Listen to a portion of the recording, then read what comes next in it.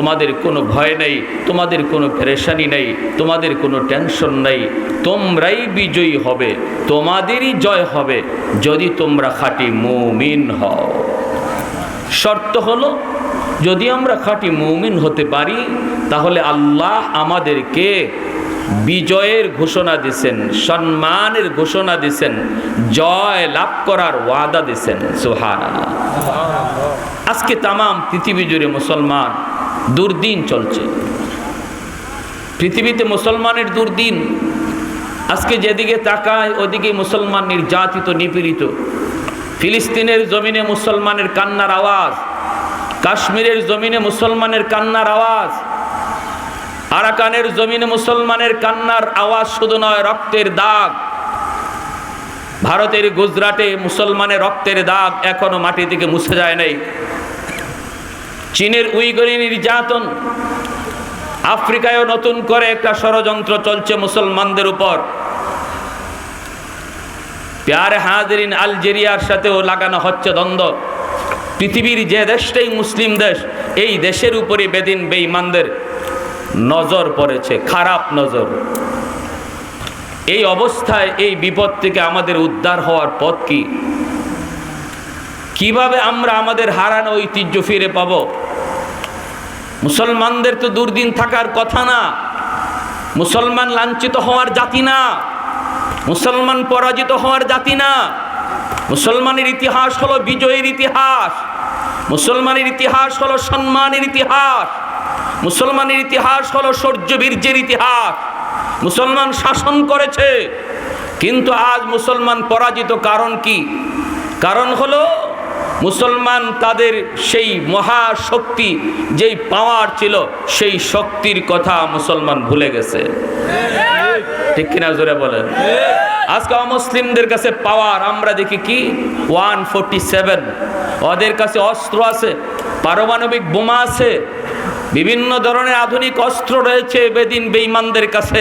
কিন্তু মুসলমান, তুমি ভুলে যেও না, তোমার কাছে এমন একটা অস্ত্র আছে, তোমার কাছে এমন একটা পাওয়ার আছে, যেই অস্ত্রের সামনে, যেই পাওয়ারের সামনে অমুসলমানদের কোনো পাওয়ারই টিকবে না।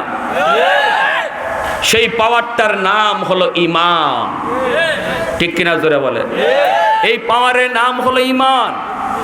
যতদিন পর্যন্ত মুসলমানের ঈমান মজবুত ছিল, ততদিন পর্যন্ত মুসলমান শাসন করেছে সম্মানের সাথে, ইজ্জতের সাথে। বেদিন বেঈমান ট্যাক্স দিয়ে চলতে হয়েছে। আর যেদিন থেকে মুসলমানের ঈমান চলে গেছে, ঈমানে দুর্বলতা এসেছে, মুসলমান নবীর রং ছেড়ে দিয়েছে, অমুসলিমদের রং ধরেছে, সেদিন থেকেই মুসলমানদের পরাজয় শুরু হয়েছে। লাঞ্ছনা গঞ্ছনা ইতিহাস সেদিন থেকে রচিত হয়েছে। প্যারে হাজিরিনের জন্য ভুলে যেও না, আমরা পরাজিত জাতি না। আমাদেরকে আবার সেই শক্তি আর পাওয়ার নিজের ভিতরে সঞ্চয় করতে হবে, সেটাকে ইয়াদ রাখতে হবে। আমার যে পাওয়ার, সেই পাওয়ারের মধ্যে, সেই অস্ত্রের মধ্যে, সেই তলোয়ারের মধ্যে ধার দিতে হবে, অর্থাৎ ঈমানকে ধারাতে হবে। আমার ঈমান আমি যত ধারাবো, ওরা ওদের অস্ত্র ধারাবে। আমি আমাদের ঈমান ধারাবো, ওরা ওদের অস্ত্র ধারাবে। আমরা আমাদের ঈমানকে ধারাবো। খুদার কসম, যত ধারালো অস্ত্র নিয়ে আসুক, মুসলমানের ঈমানের ধারের কাছে কোনো ধারই টিকবে না। বদরের ইতিহাস তার সাক্ষী, উহুদের ময়দান সাক্ষী, মুতার যুদ্ধ সাক্ষী, ইয়ারমুকের যুদ্ধ সাক্ষী। প্রতিটা যুদ্ধ সাক্ষী। মুসলমান সংখ্যায় কম, এরপরও বিজয় এসেছে মুসলমানের। কারণ মুসলমান শক্তির উপরে যুদ্ধ করে না, মুসলমান অস্ত্র বলেও যুদ্ধ করে না, মুসলমান যুদ্ধ করে আল্লাহর গায়বী সাহায্যের উপর। আল্লাহর সাহায্য ছিল, মুসলমান জয় পেয়েছে। যেদিন থেকে আল্লাহর সাহায্য বন্ধ হয়েছে, সেদিন থেকে আমরা পরাজিত হতে শুরু করেছি। আমাদের সাথে আল্লাহ পাকের গায়বী সাহায্য আজও আছে। আল্লাহ রাব্বুল আলামিন এই আয়াতে ওয়াদা করেছেন। ওয়াদা, এই ওয়াদা শুধু নবীর যুগেই শেষ নয়, সাহাবীদের যুগেই শেষ নয়। আল্লাহর এই ওয়াদা কিয়ামত পর্যন্ত চলবে। তুমি খাঁটি মুমিন হও, শর্ত শুধু একটাই, তুমি তোমার ঈমানকে ধারাও, রংটারে মুহাম্মদুর রাসূলুল্লাহর রঙে রঙিন করো। আমি আল্লাহ ওয়াদা দিলাম, আমার গাইবী সাহায্য তোমার সাথেই থাকবে, বিজয় তোমারই হবে। আজকে এই আধুনিক যুগে আমাদের সবচেয়ে বড় দায়িত্ব হলো প্রত্যেকে যার যার আমলকে সংশোধন করা। আমল সংশোধন করার মাধ্যমে ঈমানে ধার দেওয়া হয়, ঈমানকে ধারানো করা হয়। আমার নামাজের মধ্যে ঘাটতি থাকলে নামাজকে পাবন্দি করা, আমার হালাল হারামের মধ্যে যদি ভেজাল থাকে এখানে আমার হালাল হারামের মধ্যে সঠিক পথ নির্ণয় করা, হারাম পথ ছেড়ে দেওয়া, হালাল পথে চলা, বেপরদার যদি অভ্যাস থাকে বেপরের দিকে ছেড়ে দেওয়া। যদি আমরা এভাবে নিজেকে গুটাইয়া আমলমুখী বানাইতে পারি, আর ব্যবসার ক্ষেত্রে আমার নবীর আদর্শ, সামাজিক মানুষ হিসাবে আমার নবীর আদর্শ, বাবা হিসাবে আমার নবীর আদর্শ, পুত্র হিসাবে আমার নবীর আদর্শ, এইভাবে যদি আদর্শটা নিজের ভিতরে আনতে পারি তাহলে মনে রাখবেন সেদিন বেশি দূরে নয়, আল্লাহর গাইবী মদদ আমাদের সাথে আজও আছে, পিছনে যেমন ছিল আজও আছে। আবার হারানো ইতিহাস ফিরে আসবে, হারানো ইতিহাস আবার ফিরে আসবে। ওয়ালা তাকিনু ওয়ালা তাহজানু ওয়া আনতুমুল আ'লাউনা ইন কুনতুম মুমিনিন। আল্লাহ পাক রব্বুল আলামিন বলেন, ভয় নাই, তোমাদের কোনো পেরেশানি নাই, ভয় নাই, কোনো টেনশন নাই, বিজয় তোমাদেরই হবে, সম্মান তোমরাই পাবা, ইতিহাস আবারও ফিরে আসবে। শর্ত শুধু একটা, খাঁটি মুমিন হও, নিজের খাঁটি মুমিন বানাও, নিজেরে তুমি খাঁটি মুমিন বানাও, মুত্তাকি হয়ে যাও। মুমিন, খাঁটি মুমিন হওয়ার পথ হলো বিশ্ব নবী, দয়ার নবী, মায়ার নবীর পথ অনুসরণ করা।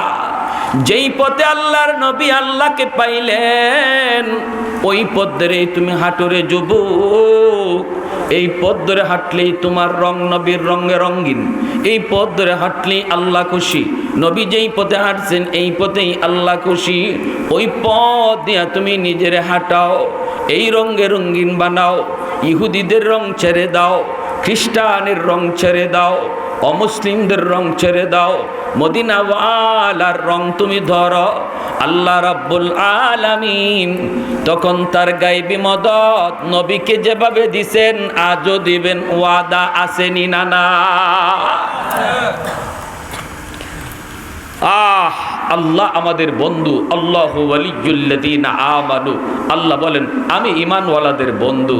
কিন্তু বন্ধু হয়ে আজকে বন্ধু মাইর খায়, বন্ধু কোনো কথা কয় না, সাহায্য দেয় না, সাহায্য পাঠায় না। কারণটা কি জানেন? কারণ হলো বন্ধুরে আমরা কঠিনভাবে নারাজ করে ফেলেছি। এমন নারাজ করছি আল্লাহরে, যার কারণে আল্লাহ দেখতেছে আমরা মাইর খাইতেছি, এরপরও আল্লাহ সাহায্য করে না। দুই বন্ধু ছিল, ঘনিষ্ঠ বন্ধু, একজন অসুস্থ হয়ে পড়ছে, আরেকজন সুস্থ রয়েছে। দুজন এমন বন্ধু আছিল, একজন ছাড়া আরেকজন কোথাও যায় না। অসুস্থ যে হয়েছে সে বলতেছে, দোস্ত আমাদের এলাকায় একজন আজ ভালো বক্তা আসবে, হুজুরের ওয়াজটা আমার বড় পছন্দ, আমি আজ ওয়াজে যাইতে পারতেছি না, আমি অসুস্থ, কিন্তু তোমার একটা দায়িত্ব দিই, দোস্ত তুমি ওয়াজটা রেকর্ড করে আইনো, নেও, আমি তোমারে 500টা টাকা দিলাম, তুমি তোমার মোবাইলে এমবি ঢুকাইও, রিক্সা ভাড়া দিও, তারপরে ওয়াজটা শুইনো, আর মোবাইলে ওয়াজটা রেকর্ড কইরো, আইনা আমারে ওয়াজটা দিও। এই দায়িত্ব দিয়ে বন্ধুরে পাঠাইছে। বন্ধু গেছে, যাওয়ার পথে সে ওয়াজ রেকর্ড করবে, আসার পথে রিক্সায় মাঝখানে এক বান্ধবীর সাথে দেখা হয়ে গেছে, পুরানা বান্ধবী যখন ডাক দিছে ওয়াজের কথা ভুলে গেছে, ওয়াজের কথা ভুলে গেছে। বান্ধবীর পাইয়েই রিক্সা থেকে নামছে। বান্ধবী কই, কি ব্যাপার, এতদিন কোনো খোঁজ খবর নাই, কই ছিলা, কই রইলা, কি খবর, কিছু খাওয়াইবা না? কই খাওয়াইমু, পকেটে টাকা আছে, তোমারও বহুদিনে পাইছি। বন্ধু যে 500 টাকা দিছিল, মেমোরি ঢুকাইয়া, এমবি ঢুকাইয়া ওয়াজ রেকর্ড করতো, এই টাকা দিয়া বাজার থেকে মিষ্টি আইনা বান্ধবীরে খাওয়ায়। এদিকে ওয়াজের পথে ওয়াজ শেষ, হুজুরের বয়ান শেষ, তার বান্ধবীর সাথে গল্পই এখনো শেষ হয় না। পরের দিন বাজারে বন্ধু দেখা পাইছে, বন্ধু কই, দোস্ত ওয়াজটা দেও। তখন কই, ইন্না লিল্লাহ, দোস্ত আমি তো ওয়াজের কথা ভুললেই গেছি। কেন, কি জন্য? কয় আর কইও না, বান্ধবী লাগাল পাইছিল সকিনা, তো কি হয়েছে? কয় তার সাথে 2 গাল গল্প করতে যায় ওয়াজ যে কুনফত দিয়ে গেছে আর আমি কুনফতে আইছি, কোনো খবর নাই। কোথায় টাকাটা দাও? কয় টাকা দিয়েও বান্ধবীরে মিষ্টি খাওয়াইছি। নজুবিল্লাহ। এখন বন্ধু খুশি না নারাজ? জোরে বলেন। কষ্ট পাওয়া পাইছে, পরের দিন বাজারে কথাই কয় না, দেখা হইছে মাথেই না। তুমি যে আমার কেমন বন্ধু আমি বুঝছি, আমার দেওয়া পুঞ্জি দিয়া বান্ধবীর মিষ্টি খাওয়াও, আমার ডিউটি পালন করো না। তুমি তোমার পথে থাকো, আমি আমার পথে থাকি। এখন তার দোস্তরে বাজারও 10 জনে দৈরে ফিটায় কোনো এক কারণে, আরেকজনে কই মিয়া তোমার বন্ধুরে ফিটাইতেছে, সারা জীবন দেখলাম দোস্তের জন্য জান দিয়া দাও, আজকে দি তোমার সামনে তোমার দোস্তরে ফিটায়, তুমি কে সাহায্য করো না? কয় না, আরো ফিটা খাও। এর কপালও আরো আছে। অন্যদিন যায় কইতো আমারে আগে মার, এরপরে আমার দোস্তের গায়ে হাত তুলবি। আর আজকে নিজে দেখতেছে এরপরও ফিরায় না, সাহায্য করে না, কয় আরো দরকার।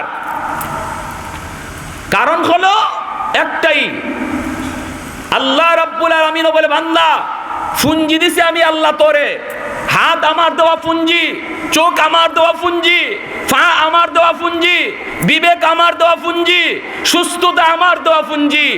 এই সব পুঞ্জি দিয়ে আমি আল্লাহ তোরে একটা ডিউটি করতে পাঠাইছি। ডিউটি হলো আমি আল্লাহর বন্দেগী কর, হালাল পথে চল, হারাম থেকে বাঁচ, নামাজটা পড়। ডিউটি তোর একটা। এইবার আমার ডিউটি পালন করতে যাইয়া রাস্তায় যদি তুই 2-4 টাকা বুট খাস, 2-4 টাকার বাদাম খাস, খা, অসুবিধা নাই, ডিউটিটা পালন কর। কিন্তু দেখা যায় না না, আমরাও এরকম যাওয়ার পথে, আল্লাহর ডিউটি পালন করার পথে সকিনারে ভাইয়া আল্লাহর কথা ভুলে গেছে। ঠিক না?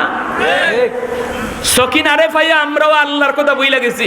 ভুললে এখন বলছি না, খালি আল্লাহ যে পুঞ্জি দিছে এই পুঞ্জিও এখন সকিনার তলে ব্যয় করতেছি। আমার হাত এখন দুনিয়ার কাজে লাগে, আমার চোখ দুনিয়ার হারাম কাজ দেখতেছে, আমার বিবেক হারাম জিনিস চিন্তা করতেছে, বিভিন্ন কথা আজকে আমার আল্লাহর দেওয়া পুঞ্জি আমরা ব্যয় করতেছি দুনিয়ার ওই সকিনার তলে। এজন্য আল্লাহ এত নারাজ হইছে। আল্লাহ কয় সারা জীবন আমি আল্লাহ তোর পক্ষে ছিলাম, মারতে গেলে আমি কইছি আমি সামনে আছি, এরপরে আমার ইমানদারে গায়ে হাত তুলবি।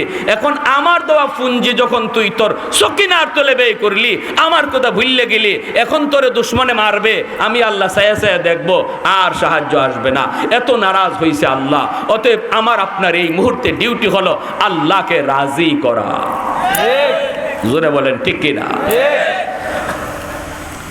ওয়ালা তাহিনু ওয়ালা তাহজানু ওয়া আনতুমুল আ'লাউনা ইন কুনতুম মুমিনিন।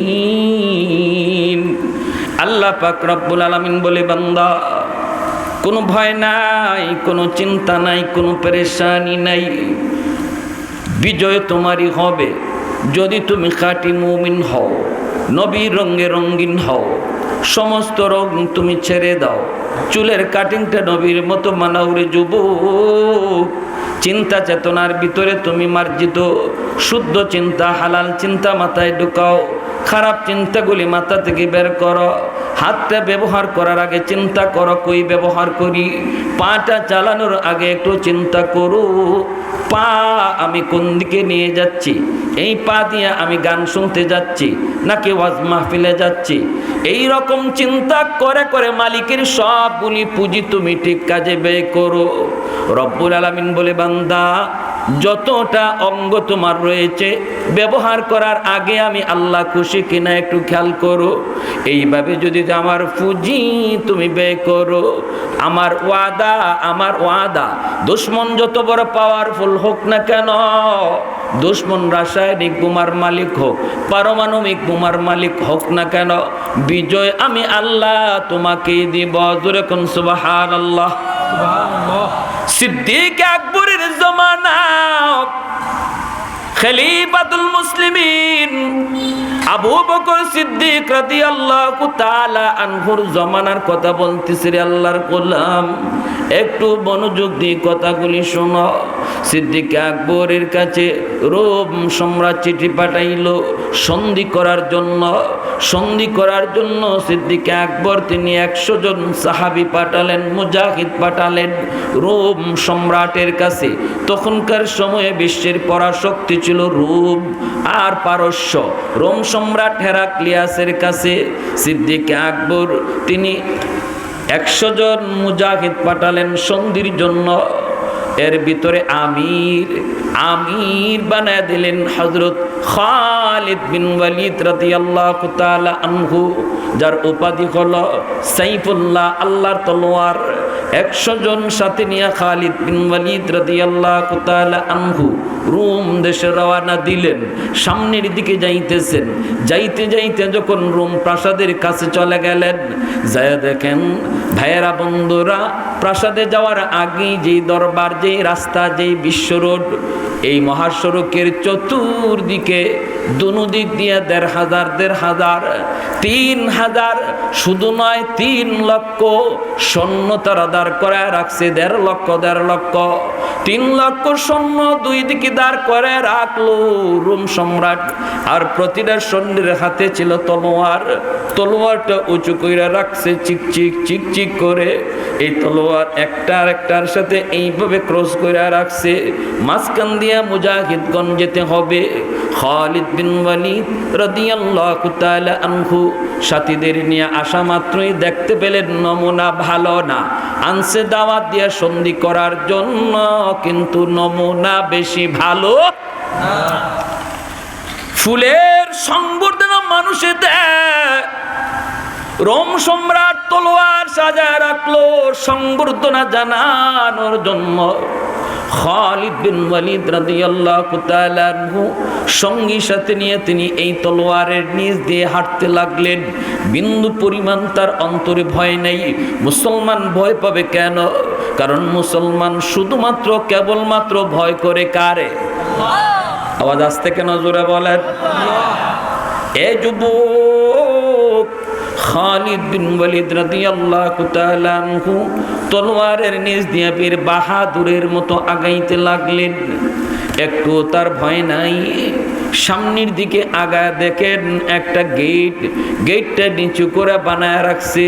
এই গেট দিয়ে এই বাদশার দরবারে ঢুকতে হবে, কিন্তু গেটটা এত নিচু, এই গেটের নিচ দিয়ে যেতে হলে মাথা ঝুঁকাইতে হয়, মাথাটা ঝুঁকায় যাইতে হয়। আর গেটের উপরে দুশমন মূর্তি বসায় রাখছে। উদ্দেশ্য হলো মুসলমান গেট দিয়া ঢুকার সময় যখন তোমার মাথা তুমি নুয়াইবারে, আমরা তখন মনে করব আমাদের দেবতারে তুমি সেজদা দিছ। নাউজুবিল্লাহ। চালাকি দুশ্মন চালাকি করে, মুসলমান চালাকি করে না, ঠিক কি না? মুসলমান কখনো কৌশলতা নেয় না, যা বলে সোজা বলে। দুর্বল যারা মুনাফিকের দল, ওদের ভিতরে একটা বাহ্যিক হলো আর একটা, আর মুসলমানের ভিতরে যা বাহ্যিকতা, ঠিক কিনা? মুনাফিকের খাসলত হলো তার ভিতরে একটা, বাহিরে আর একটা। এটা হলো মুনাফিকের বৈশিষ্ট্য। দুশ্মনের দল ভালো করে দেখতেছে মুসলমান মাথা ঝুঁকাবে, মাথা ঝুঁকাইলেই আমরা বলবো আমাদের দেবতার সামনে মাথা ঝুঁকাইছে। খালিদ বিন ওয়ালিদ রাদিয়াল্লাহু তাআলা আনহু তিনি বুঝে গেলেন এ দুশ্মনদের উদ্দেশ্য ভালো না, উদ্দেশ্য হলো দেবতার সামনে মাথা ঝুঁকানো। যেই মাত্র সঙ্গী সাথী 100 জন তারা এই গেটের সামনে যায় দাঁড়ান, উপরে মূর্তি দেখা মাত্রই খালিদ বিন ওয়ালিদ রাদিয়াল্লাহু তাআলা আনহু থমকে দাঁড়ালেন। একটা কদম আর সামনে দেন না। চেহারাটা তার লাল হয়ে গেছে, গুসায় চেহারা লাল হয়ে গেছে, বডিটা তার ফুলে গেছে, মিজাজ অত্যন্ত গরম হয়ে গেছে। কারণ ইসলাম সর্বদা মুসলমানকে শিক্ষা দেয় জায়গা মতো তুমি নরম, আবার জায়গা মতো তুমি গরম। এটাই হলো আমার নবীর আদর্শ। মুহাম্মাদুর রাসূলুল্লাহ ওয়াল্লাযীনা মাহু আশিদ্দাউ আলাল কুফফারি রুহামাউ বাইনাহুম। এই আয়াতের ভিতরে আল্লাহ পাক জানায় দিলেন আমার নবী আর নবীর সাহাবী কেরামের আদর্শ হলো জায়গা মতো তারা অতি গরম, জায়গা মতো তারা অতি নরম, কখনো কখনো অতি নরম। কোন জায়গায় নরম? মুসলমানে নরম, ভাই ভাই তারা নরম, প্রতিবেশীর সাথে মুসলমান নরম।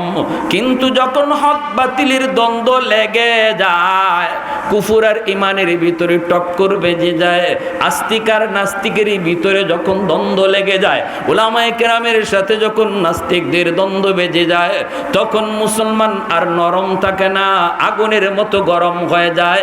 এর নাম হলো ঈমান। ঠিক কিনা? সব জায়গায় শুধু নরম হয়ে থাকা ইসলাম শেখায় না, ইসলাম শেখায় জায়গা মতো গরম। খালিদ বিন ওয়ালিদ রাদিয়াল্লাহু তাআলা আনহু ওই জায়গায় যাইয়েই তিনি গরম হয়ে গেলেন, দুশমনকে ডাক দিলেন, এদিকে আসো, মূর্তি তোমরা ভাঙবা নাকি আমি ভাঙবো? আল্লাহু আকবার। আওয়াজ আসতে কেন? জোরে কোন। গেটের উপরে মূর্তি তোমরা ভাঙবা নাকি আমরা ভাঙবো? কয় কেন? খালিদ বিন ওয়ালিদ বলে এই কপাল মুসলমানের কপাল কোনোদিন আল্লাহ ছাড়া কারো সামনে ঝুঁকে না। আল্লাহ ছাড়া গায়রুল্লাহর সামনে ইমানদার কখনো মাথা ঝুঁকায় না, না না কখনো ঝুঁকায় না। বটগাছের সামনেও মুসলমান মাথা ঝুঁকায় না, দরবারে গিয়েও কখনো মাথা ঝুঁকায় না, পীরের দরবারে গিয়েও মাথা ঝুঁকায় না। মুসলমান সর্বদা মাথা ঝুঁকায় একমাত্র কার সামনে? খালিদ বিন ওয়ালিদ বলেন, মূর্তি তোমরা কি ভাঙবা নাকি আমি নিজের হাতে ভাঙবো রে? সাথে সাথে সৈন্যগুলি থমকে গেল, প্রত্যেকের ভিতরে ভয় ঢুকে গেল। কয় কি মাত্র 100 জন, আর আমরা হইলাম 3 লাখ। কয় লাখ? 3 লাখ। আমরা 3 লাখ, 3 লক্ষ তলোয়ার চিকচিক চিকচিক করতেছে, আর ওরা হলো মাত্র 100 জন। কয় কি হট্টগোল শুরু হয়ে গেল। বাদশাহ হঠাৎ করে কয়, কি রে বাহিরে তো হট্টগোল কেন? একজন দৌড়ায় কয়, জাহাপনা মুসলমান হট্টগোল বাজায় দিছে।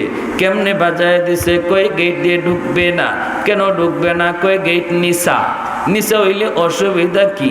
কই উপরে মূর্তি রাখছি এজন্য ওরা মাথা ঝুঁকাবে না। মাথা ঝুঁকাইলে মূর্তির সামনে ঝুঁকানো হয়ে যায়। আমাদের মনের ভিতরে ষড়যন্ত্র বুঝে ফেলেছে, ষড়যন্ত্র ধরা পড়ে গেছে। জাহাপনা এদের সেনাপতির নাম খালিদ বিন ওয়ালিদ। কয় কি সে? কয় কি সে বলতেছে মূর্তি আমরা ভাঙবো নাকি সে নিজের হাতে ভাঙবে? বাদশাহ কয়, কও কি এত বড় কথা বলছে? বলে হয় এত বড় কথা কইছে। বাদশাহ বুদ্ধিমান, কয় তাড়াতাড়ি তোরাই যায় মূর্তিটা ভেঙ্গে ফেল। যদি মুসলমানে ভাঙ্গে তাহলে আমাদের ইজ্জত থাকে না। তোরাই যায় মূর্তিটা ভেঙ্গে ফেল। ওরাই যায় উপরের মূর্তিটা ভাঙ্গা হলো। এরপরে মুসলমান দরবারে ঢুকলো, মূর্তির সামনে নয়, মূর্তির সামনে মাথা ঝুঁকায় নয়, মূর্তি ভাঙ্গার পরে তারা দরবারে ঢুকলো। আল্লাহু আকবার। রোম সম্রাট সামনে 100টা চেয়ার বসায় রাখছে স্বর্ণের। খালিদ বিন ওয়ালিদ রাদিয়াল্লাহু তাআলা আনহু রোম সম্রাটের কাছে যা বসবেন, দেখেন স্বর্ণের চেয়ার বানায় রাখছে। 100টা স্বর্ণের চেয়ার। খালিদ বিন ওয়ালিদ রাদিয়াল্লাহু তাআলা আনহু যাইয়ে তিনি লাথি মাইরা স্বর্ণের চেয়ারটা ভেঙে ফেলেছেন। আল্লাহু আকবার জোরে বলেন। সাথী সঙ্গীরাও এইবার লাথি মিয়া ভেঙে ফেলেছে। 100টা চেয়ার মুহূর্তের ভিতরে ভেঙে ফেলা দেওয়া হয়েছে। বাদশাহ শুধু তামসা দেখতেছে, তারা শুধু তামসা দেখতেছে। করে কি? মুসলমান কেমন কলিজা লইয়া আইছে, মুসলমানের ভিতরে এত সাহস, মুসলমান এত সাহসী, তারা শুধু ভয়ে কাঁপতেছে। খালিদ বিন ওয়ালিদ চারটা ভেঙে ফেলেছেন। রোম সম্রাট কই রে খালিদ, চারগুলি তুমি কেন ভাঙছো? খালিদ বিন ওয়ালিদ বলতেছেন, আমার মায়ার নবী তিনি শিক্ষা দিয়েছেন মুসলমান পুরুষের জন্য স্বর্ণ ব্যবহার করা হারাম। আল্লাহু আকবার। মুসলমান যদি মুসলমানি বজায় রেখা স্বর্ণ ব্যবহার না করে দুনিয়ায় আল্লাহ তাকে জান্নাতে স্বর্ণের অলংকার পরাবে।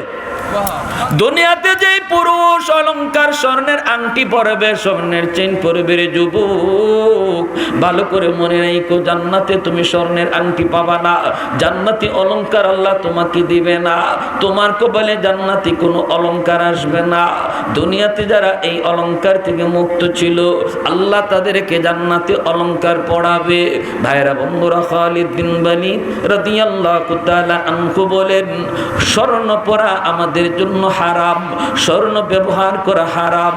তিনটা কবিরা গুনাহ আছে এমন, যেই তিনটা কবিরা গুনাহ অল টাইম আমল নামায় লেখা হয়, 24 ঘন্টা এই কবিরা গুনাহ লেখা হয়।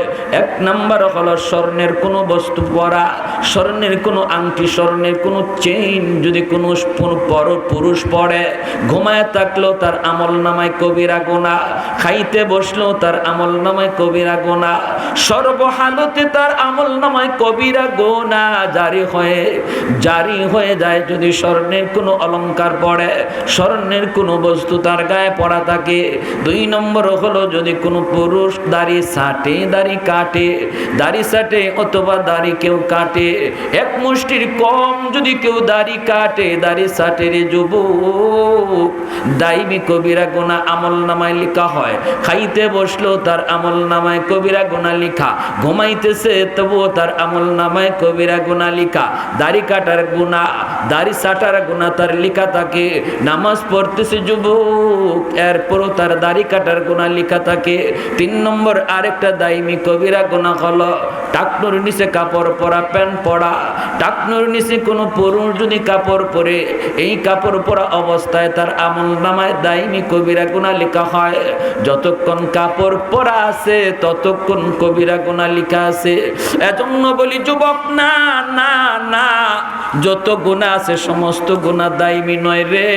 জিনা করলেও তার কবিরা গুনাহ দাইমি লেখা হয় না, কিন্তু এই 3টা গুনাহ তার আমল নামায় দাইমিক ভাবে লেখা হয়, দাইমি।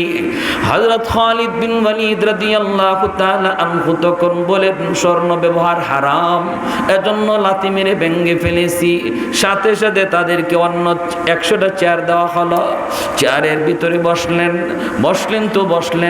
রোম সম্রাটের সাথে একদম পা ঘেঁষায় যায় বসলেন। রোম সম্রাট ডাক দিয়ে কয়, খালিদ এইভাবে কেন বসছো? পায়ের উপরে পা উঠাইয়া এইভাবে তলোয়ারটারে আঙ্গুলের মধ্যে লইয়া বাহাদুরি দেখাইয়া তিনি বসলেন। দুশ্মনের সামনে মুসলমানের বাহাদুরি দেখানোটাও ইবাদত। দুশ্মনের সামনে বাহাদুরি দেখানো, জোরে বলেন, পার উপরে পা তলোয়ার আঙ্গুলের মধ্যে ঘুরাইয়া বীর বাহাদুরের মতো বিশ্ব পরাশক্তি রোম, ওই রোম সম্রাটের সামনে তিনি এমন ভাবে তিনি বসলেন। রোম সম্রাট ডাক দিয়ে কই রে খালিদ এইভাবে কেন বসছো? উনি কয়, আমার বুঝে বাজেই বইছি। ঠিক আছে, বুঝে বাজে বইছো তো ভালো কথা, এবার তুমি বলো কেন, তোমার বুঝটা কি? খালিদ বিন ওয়ালিদ কয়, সন্ধি যদি আমার মন মতো হয় তাহলে মানব, সন্ধি যদি মন মতো না হয় তাহলে এখানেই ব্যবস্থা করে নিব। রোম সম্রাট কই, কি তোমার মন মতো চায় তুমি তাহলে বলো, সন্ধি কেমনে হলে তুমি রাজি? খালিদ বিন ওয়ালিদ বলেন, আমার প্রস্তাব হলো তোমরা সবাই কালেমা পড়ে মুসলমান হয়ে যাও। রোম সম্রাট কই, এটা কেমন করে কথা? সবাই কালেমা পড়ে মুসলমান হলে সন্ধির দরকার কি? তোমার এখানে আনার দরকারই বা কি? আর কোনো প্রস্তাব আসেনি? খালিদ বিন ওয়ালিদ বলে, দ্বিতীয় একটা প্রস্তাব আছে, ক্ষমতা তুমি ছেড়ে দাও, ট্যাক্স দিয়া দিয়া তুমি চলবা, আর রোম শাসন হবে মদিনা থেকে। আল্লাহু আকবার।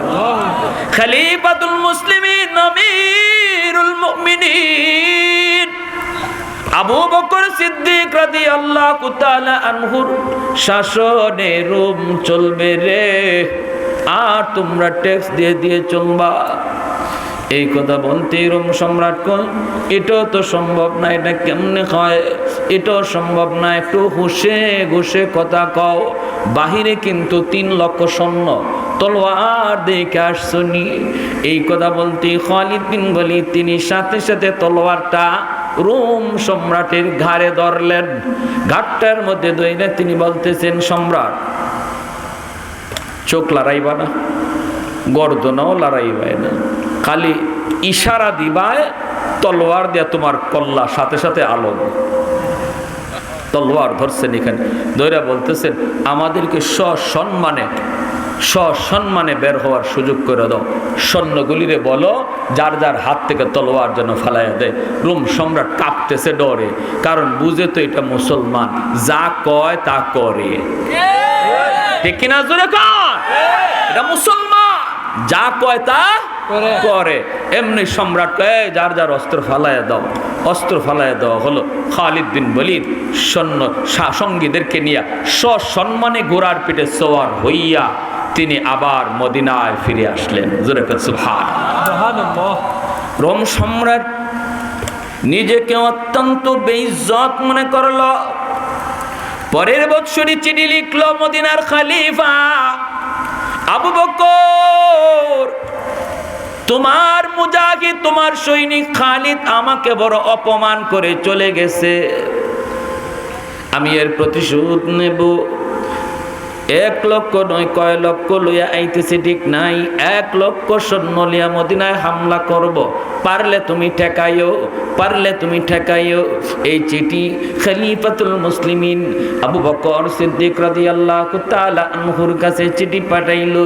খলিফাতুল মুসলিমিন আমিরুল মুমিনিন আবু বকর সিদ্দিক রাদিয়াল্লাহু তাআলা আনহু তিনি চিঠি পাওয়া মাত্রই সাথে সাথে সাহাবায়ে কেরামদেরকে নিয়ে, সঙ্গী সাথীদের নিয়ে তিনি পরামর্শে বসে গেলেন। জরুরি পরামর্শ ডাকা হলো। মুসলমান মোকাবেলা করার জন্য প্রস্তুতি নেয়, মোকাবেলা করার জন্য প্রস্তুতি নেয়। রোম সম্রাট 1 লক্ষ সৈন্য পাঠিয়ে দিল মদিনায় হামলা করার জন্য। লোহিত সাগরের পার দিয়া ওরা মদিনার দিকে আগাইতেছে। এই অবস্থায় আবু বকর সিদ্দিক রাদিয়াল্লাহু তাআলা আনহু বলেন, আমি 1000 সৈন্য পাঠাবো। এই 1000 সৈন্য মোকাবেলা করবে 1 লক্ষ দুশমনের। সেনাপতি নিযুক্ত করলেন খালিদ। ও খালিদ, তোমাকে সেনাপতি নিযুক্ত করলাম।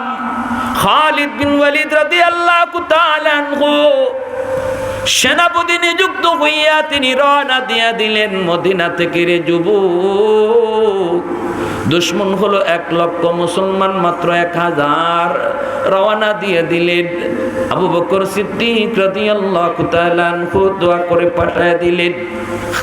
খালিদ বিন ওয়ালিদকে বলতেছেন, দোস্ত যাও, ভরসা করবা আল্লাহর উপর, কারণ মুসলমান সংখ্যার উপরে যুদ্ধ করে না, মুসলমান অস্ত্রের উপরও যুদ্ধ করে না, মুসলমান যুদ্ধ করে আল্লাহর গায়বী সাহায্যের উপর।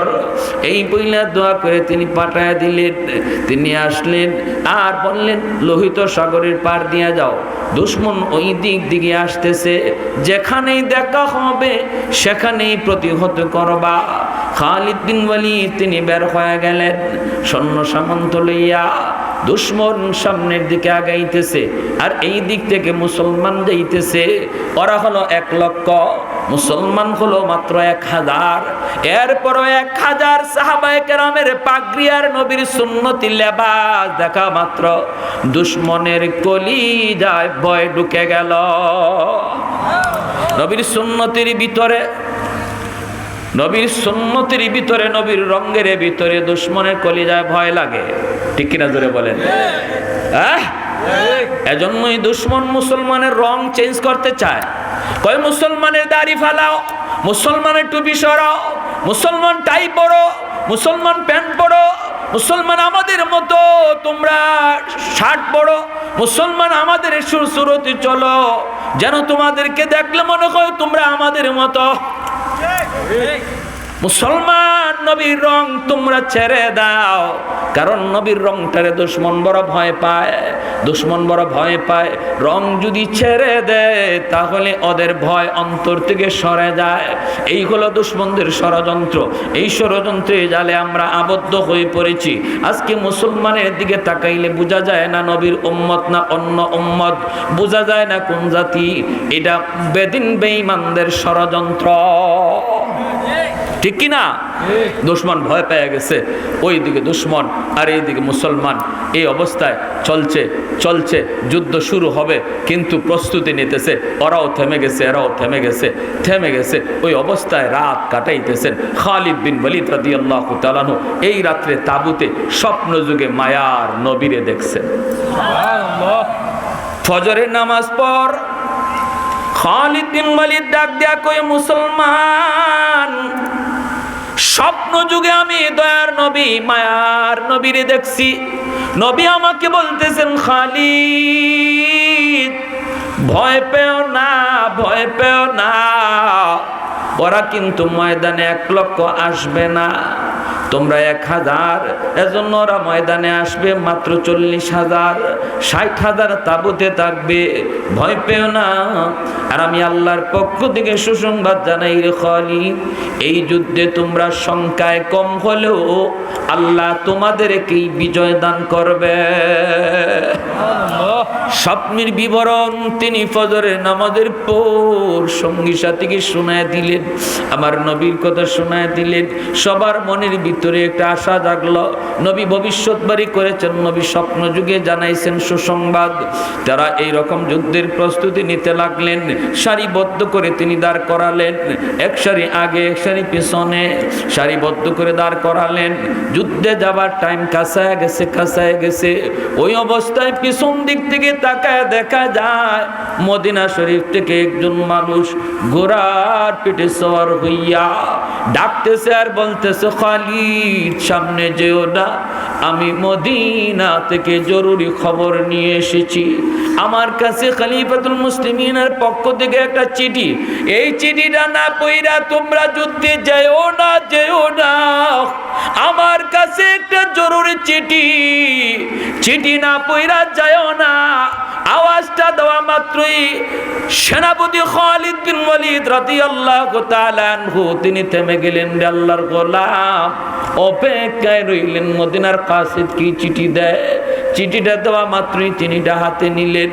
হাতে নিয়ে দেখেন খালিদ চিঠির মধ্যে 3টা ফরমান, 3টা কথা লেখা রয়েছে। 3টা কথাই বড় কষ্টের, বড় কষ্টের। ইসলামের ঐতিহাসিক ইতিহাস নির্ভর একটা এরকম যুদ্ধ, যেই যুদ্ধ খ্রিস্টানদের সাথে মুসলমানদের সবচেয়ে বড় যুদ্ধ।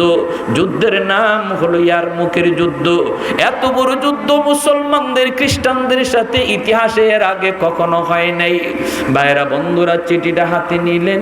খালিদ বিন ওয়ালিদ চিঠিটা হাতে নিয়ে দেখেন প্রথম কথাটা লেখা, ও সেনাপতি খালিদ, তুমি যে মদিনার শাসক হিসাবে আবু বকর সিদ্দিক রাদিয়াল্লাহু তাআলা আনহুকে রেখে গেছো, সেই খলিফা তিনি ইন্তেকাল করেছেন।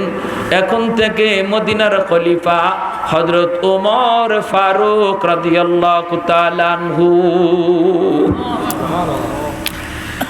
খলিফাতুল মুসলিমিন আবু বকর ইন্তেকাল করেছেন, নতুন সেনাপতি নতুন খলিফা হয়েছেন ওমর। শোনা মাত্রই খালিদ বিন ওয়ালিদের চোখ থেকে দর দর করে পানি পড়ে। মনে পড়ে গেল বিদায়ের সময় খলিফার সেই দোয়ার কথা, দোয়ার কথা মনে পড়ে গেল। আর তিনি কান্দেন আর বলেন, দোস্ত, তুমি তোমার দোস্তরে পাঠাইছো যুদ্ধের ময়দানে মাত্র 1000 সৈন্য দিয়া। 1,10,000 বোনের মোকাবেলায়, কিন্তু তুমি তো তোমার বন্ধুর বিজয় দেখে যেতে পারলা না। আল্লাহ ডাকে তুমি সারা দিয়া চলে গেলা, বিজয়টা তুমি দেখে যেতে পারলা না রে বন্ধু। এই বইলে তিনি কাঁদতেছেন। এরপরেই দেখেন খলিফা হযরত উমরের পক্ষ থেকে নির্দেশ, আমি উমর বলছি, অর্ধ পৃথিবীর বাদশাহ, মদিনার খলিফা, আমি ওমর বলছি, এই চিঠিটা খালিদের হাতে পৌঁছা মাত্রই তার সেনাপতির দায়িত্ব বাতিল। এই যুদ্ধের সেনাপতি হবে আবু উবায়দা ইবনুল জাররাহ, আর খালিদ হবে সাধারণ একজন সৈন্য। সুবহানাল্লাহ। এই সিদ্ধান্তটা খালিদ বিন ওয়ালিদ রাদিয়াল্লাহু তাআলা আনহু তিনি হাসি মুখে মেনে নিয়েছেন, সেনাপতির পদ থেকে নিচে নেমে গেছেন। কিন্তু সাধারণ মুজাহিদ যারা ছিলেন তারা মেনে নিতে পারতেছিলেন না। প্রত্যেকের মনের ভিতরে আশা ছিল খালিদ বিন ওয়ালিদ যেন সেনাপতি থাকে, কারণ খালিদ বিন ওয়ালিদের পরাজিত হওয়ার কোনো ইতিহাস নাই। সুবহানাল্লাহ।